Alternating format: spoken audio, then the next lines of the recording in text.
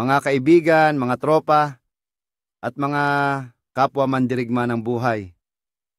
Mag-sunscreen kayo kung may isa lang akong maibibigay na sure na tip sa'yo para sa future. Ito yon. Hindi lang ito tungkol sa iwas sunburn o para hindi ka umitim. Ang sunscreen ay isang simbolo ng pagpapahalaga sa sarili mo. Sa pag-aalaga sa sarili mo ngayon, binibigyan mo rin ang sarili mong hinaharap ng pagkakataong maging mas maganda, mas malusog, at mas matibay. Ganon din ang buhay. Ang maliliit mong ginagawa ngayon ay may epekto sa kung sino ka bukas. Sulitin mo ang kabataan mo, pero aminin natin, hindi mo naman talaga marirealize kung gaano ito kahalaga hanggat nawala na ito. Pero isang araw, babalikan mo ang mga lumang litrato mo at mapapaisip ka. Grabe, ba't ko ba iniisip noon na hindi ako maganda gwapo? Ang dami ko palang pwedeng gawin. Kaya ngayon pa lang, yakapin mo na ang sarili mong kakayahan at kagandahan. Huwag mong hayaang masayang ang panahong ito sa pag-aalala sa kung anong wala ka, kundi ipagdiwang mo kung anong meron ka. Huwag kang masyadong mag-overthink sa future. Oo, normal lang na mag-alala. Pero ang labis na pag-aalala ay parang pagsubok na humawak ng buhangin. Mas hinigpitan mo, mas dumudulas.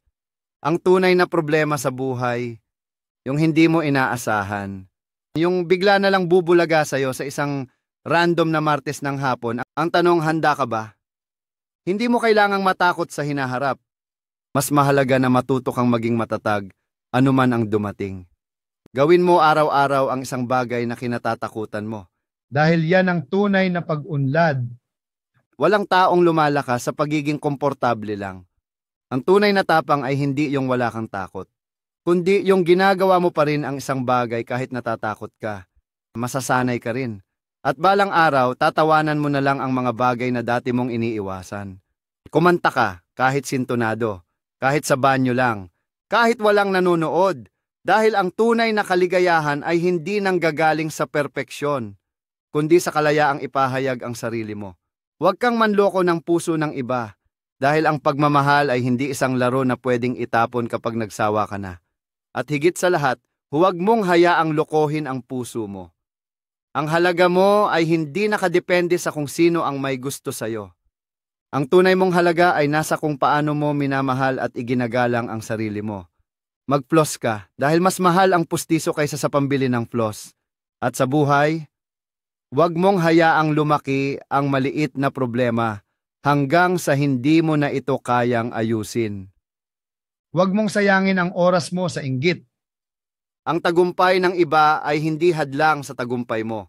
Ang buhay ay hindi isang karera laban sa iba, kundi isang paglalakbay ng pagpapabuti sa sarili mo.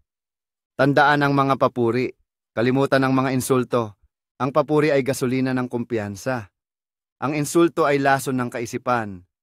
Kung hindi ka marunong tumanggap ng papuri, hindi ka rin matututong magtiwala sa sarili mo.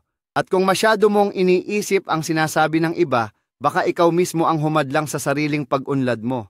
Ipunin ang mga lumang love letters, itapon ang lumang resibo ng bangko dahil ang pagmamahal at alaala ay mas mahalaga kaysa sa perang dumaan lang sa kamay mo. Mag-stretch ka dahil ang katawan mo ay tulad ng buhay. Kung hindi mo ito ini-stretch, maninigas ito at magiging limitado. Okay lang kung hindi mo pa alam ang gusto mong gawin sa buhay.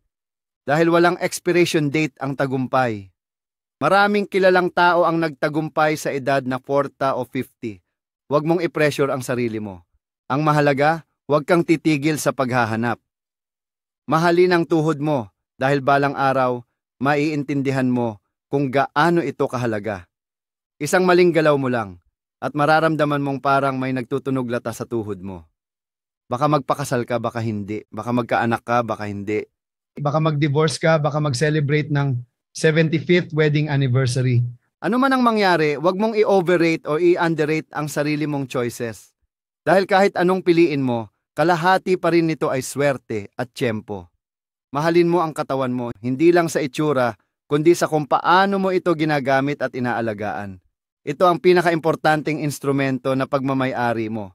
Mas mahalaga ito kaysa sa kahit anong cellphone, sapatos o gamit na iniingatan mo. Sumayaw, kahit wala kang rhythm, kahit walang nanonood, Dahil minsan ang saya sa buhay ay nasa mga simpleng bagay lang. Basahin ang instructions kahit hindi mo sundin. Dahil minsan ang buhay ay mas exciting kapag hindi mo alam ang susunod na mangyayari. Huwag kang magbasa ng beauty magazines. Dahil hindi nila layunin na pagandahin ka, kundi para iparamdam sa'yo na may kulang sa'yo. Ang tunay na kagandahan ay hindi nasusukat ng mga pamantayan ng iba. Mahalalin ang magulang mo dahil wala silang forever. At kapag wala na sila, hindi mo na mababalik ang oras. Maging mabait sa mga kapatid mo dahil sila ang pinakamataas ang chance na kasama mo hanggang dulo. Ang tunay na kaibigan hindi lang pang chat, maraming darating at aalis. Pero may ilan na kailangang panghawakan. Dahil habang tumatanda ka, mas maiintindihan mong hindi sa dami ng kaibigan sinusukat ang buhay, kundi sa tibay ng samahan. Tanggapin mo to, tataas ang bilihin. Magloloko ang mga politiko, tatanda ka rin. At isang araw maiisip mo na parang mas maganda ang buhay noon kaysa ngayon. Pero baka yan din ang sinabi ng mga nauna sa atin. Huwag mong asahang may ibang susuporta sa'yo. Ikaw lang ang may kontrol sa buhay mo.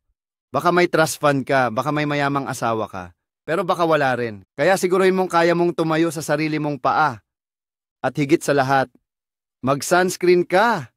Dahil sa lahat ng sinabi ko, ito lang ang may 100% scientific proof na mapapakinabangan mo hanggang pagtanda mo.